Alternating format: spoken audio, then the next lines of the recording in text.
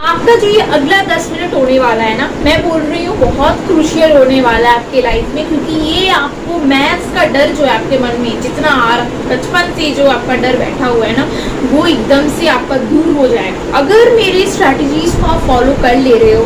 मैं ये गारंटी लेके कह सकती हूँ कि आपको मैथ्स से डर नहीं लगेगा, आप मैथ्स फटाफट देखते ही सवाल बनेंगे। तो मेरे साथ वीडियो के अंत तक बने रहिएगा, क्योंकि मैं लास्ट में जाके bonus tips and preparation tips देने वाली हूँ जो बहुत काम का है और एक्सपेरिमेंटेड है।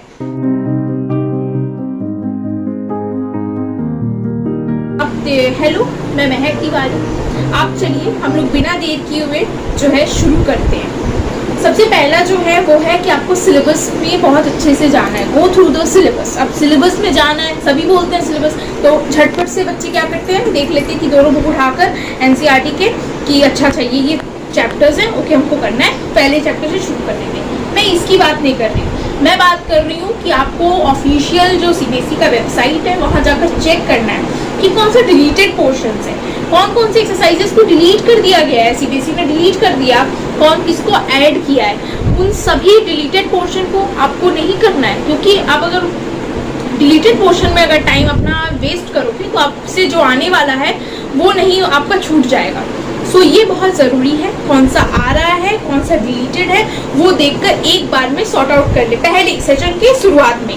दूसरा बात आती है कि मैं जो भी यहाँ पर टिप्स दे रही हूँ, ये सारे टिप्स टॉपर्स ने फॉलो किया। आप स्क्रीन में देख सकते हो टॉपर्स जिन्होंने 98, 99, 100 जो स्कोर किया है मैथ्स में, उन्होंने इन सभी स्टेप्स को फॉलो किया है।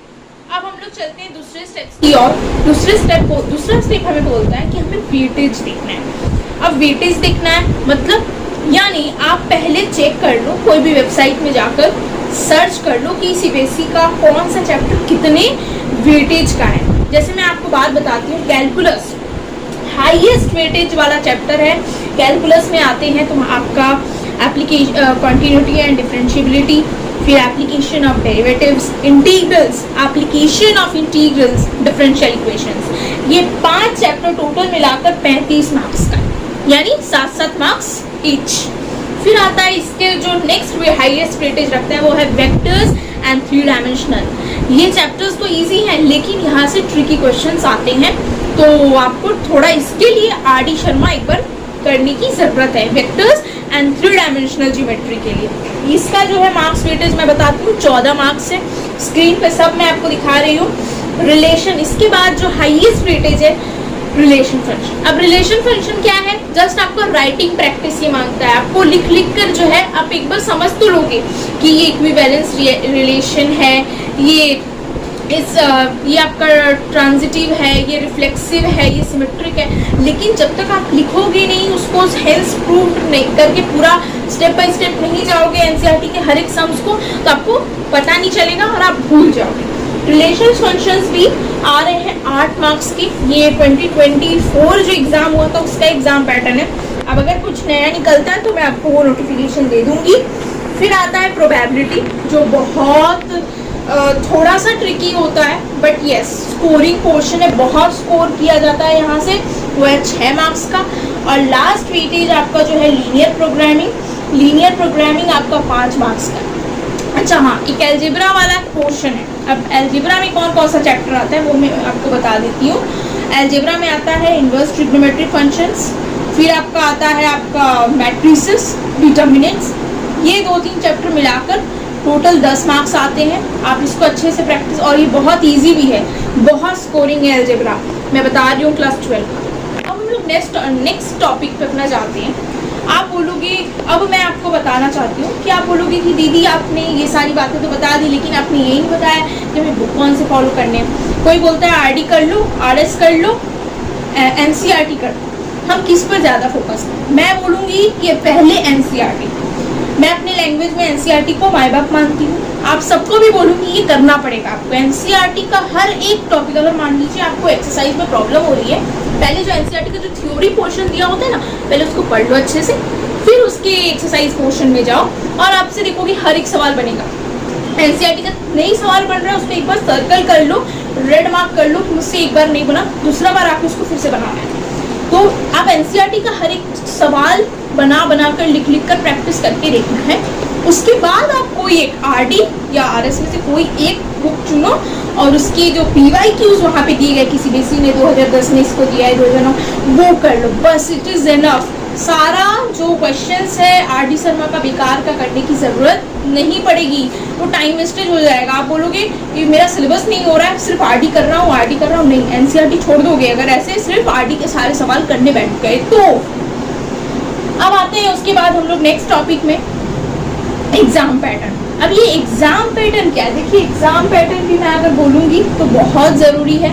एग्जाम पैटर्न आपको समझना पड़ेगा। अब एग्जाम पैटर्न क्या होता है, मैं स्क्रीन पे दिखा रही हूँ कि एमसीक्यू के कितने सवाल आएंगे, 2 मार्क्स के कितने आएंगे, 3 मार्क्स के, 4 मार्क्स के, 5 मार्क्स के कितने सवाल आएंगे, ये आपको पहले से शुरू से पता हो जाना चाहिए। क्यों, एमसीक्यू अगर ज़्यादा वेटेज है तो आप एमसीक्यू शुरू से प्रैक्टिस करने लगोगे चैप्टर वाइज, और इससे क्या फ़ायदा मिलेगा, फिर आप लास्ट में जाके एमसीक्यू में आपके मार्क्स नहीं कटेंगे, असर्शन रीजन में मार्क्स नहीं कटेंगे, जो लास्ट में जाके बहुत प्रॉब्लम देते हैं कि एमसीक्यू नहीं बन रहा। क्यों, क्योंकि एक एक 2-2 पेज के हम तो लिख के कर लेते हैं, लेकिन एमसीक्यूज वहाँ पर जाकर हमें ट्रिक नहीं पता होता है कि हम just with in few seconds MCQ कैसे सॉल्व करें एग्जाम में, और मैथ्स का पेपर छूट जाता है बिकॉज बोलते हैं एमसीक्यूज लेंदी है। लेंदी एमसीक्यूज नहीं है, आपको उसको कैसे करना है वो नहीं पता है, इसलिए आपको लेंदी लग रहा है।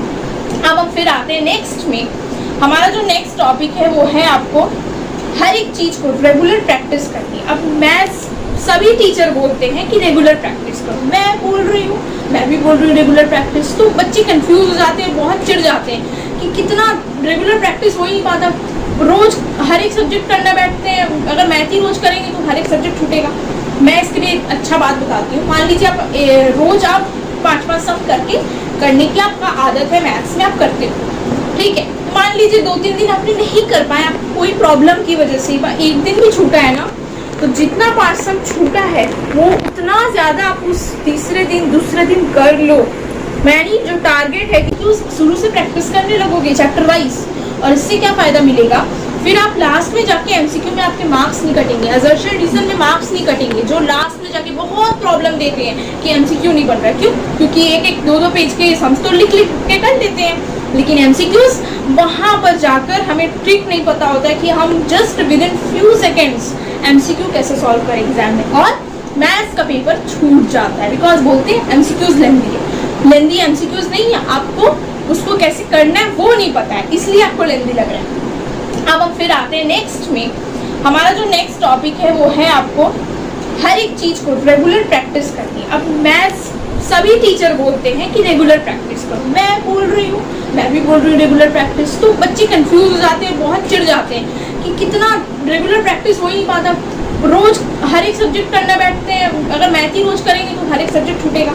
मैं इसके लिए अच्छा बात बताती हूँ, मान लीजिए आप रोज आप 5-5 सम करके करने की आपका आदत है, मैथ्स में आप करते हो, ठीक है, मान लीजिए 2-3 दिन आपने नहीं कर पाए, आप कोई प्रॉब्लम की वजह से एक दिन भी छूटा है ना, तो जितना 5 सम छूटा है वो उतना ज़्यादा आप उस तीसरे दिन दूसरे दिन कर लो। मेरी जो टारगेट है कि हफ्ते में हमको मैथ्स का 25 सम्स 35 सम्स बनाने हैं, ऐसा आपका टारगेट लेके चलो, और आपको वो लास्ट में देखो हाँ मेरा बन रहा है, अगर छूट रहा है तो उसको कोटा को पूरा कर दो, ये अच्छा तरीका है रेगुलर प्रैक्टिस का। हाँ, अब bonus tips and preparation strategy का जो है वो टाइम आ गया है, बहुत अच्छा है। सबसे पहले बोनस टिप्स में आते हैं, ये बताते हैं कि क्लियर योर डाउट्स। अब क्लियर योर डाउट्स का मतलब यानी अगर आपको कोई सवाल करते करते कोई प्रॉब्लम हो रही है, कोई मैं बोली ना एनसीईआरटी में आप रेड मार्क कर लो, उन सवाल को आप जो है मान लीजिए आपको वो टॉपिक में ही कोई डाउट है उसको जाके क्लियर करो, टीचर से पूछो मुझे नहीं आ रहा है, या फिर कोई यूट्यूब में वीडियो देख सकते हैं, ठीक है, या फिर मुझसे कमेंट सेक्शन में आप पूछिए, मैं आपको बताऊंगी, आपका सामने वीडियो बना के मैं आपको सॉल्यूशन दे दूंगी। नेक्स्ट आता है, फिर आपका आता है क्लियर योर डाउट्स, बहुत ज़रूरी था। उसके बाद हम लोग आते हैं कि नोट डाउन योर मिस्टेक्स, यानी कुछ ऐसे टॉपिक्स होते हैं जैसे डेरिवेटिव्स के, इंटीग्रल्स की, आप कैलकुलस में बहुत ज़्यादा ही होता है, ट्रिग्नोमेट्री में बहुत ज़्यादा ही होता है, जो इक्वेशन सॉल्व करने होते हैं, या फिर कोई आपका 5 मार्क्स का क्वेश्चन नहीं बनता है, वही टॉपिक से नहीं बनता है, तो आप वो टॉपिक को क्या करो, लिख लो कि ये टॉपिक मेरा वीक है, मिस्टेक्स को लिखो कि हाँ मैं बार बार जब यहाँ आता हूँ मैं यही गलती करता हूँ। जब आप लिख के देखोगे कि अच्छा ये गलती कर, तो आपका हाथ सुधरेगा। आप प्रैक्टिस करते करते उस गलती को जो है दोबारा ना करने की आप कोशिश करोगे। तो नोट डाउन योर मिस्टेक्स बहुत ज़रूरी था। उसके बाद हम लोग आते हैं कि आप लोग, अब हम लोग प्रिपरेशन टिप्स पर आते हैं कि मान लीजिए आप कहीं पर अगर पीवाई आप एक चैप्टर कंप्लीट कर लिया बहुत अच्छे से, तो वहीं तुरंत आप जो है प्रीवियस ईयर क्वेश्चन उस चैप्टर का भी कर लीजिए। क्यों, इससे क्या होगा, आपको पता चलेगा अच्छा ये चैप्टर मैंने इस तरीके से किया है, बोर्ड इस तरीके से इस चैप्टर को प्रेजेंट करके इससे क्वेश्चन बनाता है, तो आपको एक माइंड सेट हो जाएगा। फिर आप कंफ्यूज नहीं होगे अच्छा बोर्ड्स में क्या क्वेश्चन आएंगे, मैंने तो ये किया है, बोर्ड्स में क्या आएंगे, वो प्रॉब्लम नहीं होगी। हाँ, सैम्पल पेपर की बात बहुत बच्चे कर रहे थे। सैम्पल पेपर अभी करने की कोई ज़रूरत नहीं है, कोई ज़रूरत नहीं है। अभी सिर्फ करना क्या है, हमें अच्छे से सिलेबस की तैयारी करनी है। कब सैम्पल पेपर करना है वो मैं आपको और बता दूंगी, अभी करने की ज़रूरत नहीं है। अब और एक चीज़ था फॉर्मूलाज का, कि आपको सारे फॉर्मूलाज लिखने। अब मैं बोलूँगी मैथ्स का नोट्स, सब बोलेंगे क्या नोट्स की ज़रूरत है, नहीं, मैं सिर्फ बोल रही हूँ कि एक डायरी, छोटा सा कोई कॉपी मेंटेन कीजिए जिसमें आप सारा फॉर्मूलाज लिखिए हर एक चैप्टर का। जैसे आप चैप्टर शुरू कर रहे हैं या फिर एंड कर रहे हैं, आपको लगा कि अच्छा ये फॉर्मूलाज है, लिख लो, उसी समय बैठ लो। लास्ट में जाके फॉर्मूलाज ही तो बच्चों को याद नहीं रहता क्लास 12 के मैथ्स में, और फॉर्मूलाज।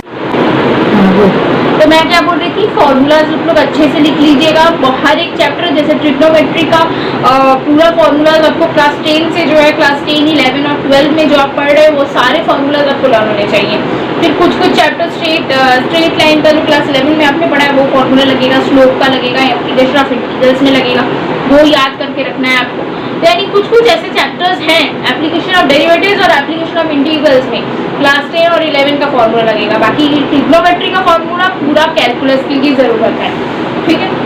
ये था, तो थैंक यू। और सबसे पहली ज़रूरी बात ये है कि मेरे अगर ऐसी वीडियोस आपको चाहिए कि आप गलती करने से बच पाओ, तो मेरे चैनल को सब्सक्राइब कर लीजिएगा और बेल आइकन को प्रेस कर दीजिएगा। Thank you.